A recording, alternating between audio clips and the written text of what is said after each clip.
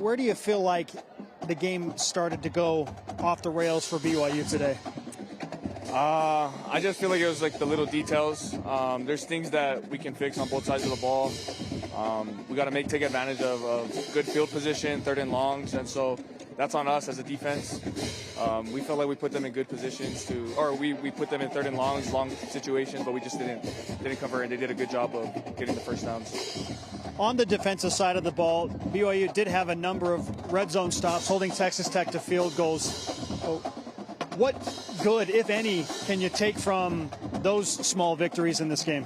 Yeah, obviously it's one of our goals to be good in the red zone, and I think we did pretty good, but we didn't do good enough. We still let them score, and but it shows that we do have a bend but don't break mentality, and it's gonna continue to fuel us. But I think there's good stuff going forward that we can look at, but also a lot of things that we can improve on. How much did the environment and the build-up to this game impact maybe some nerves and how you felt going into this game? Yeah, I mean, it was a really good college football environment to be in, college game day. I don't think we let it get to us. I think we were excited. We were pumped to be here. But I think we could have done better at executing the plays, doing the little things, being more physical. And so, yeah. What was the message from Kalani Sitake in the locker room just a few minutes ago? Yeah, we talk about, loving each other.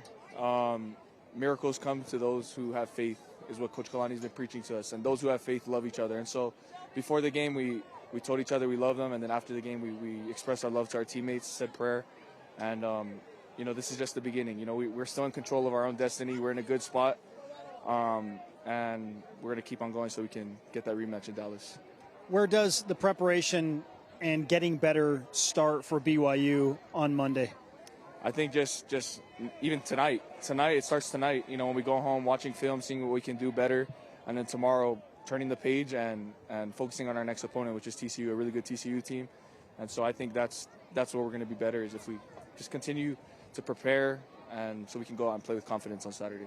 What's the lesson that you take from this game and a humble defeat that will help you moving forward?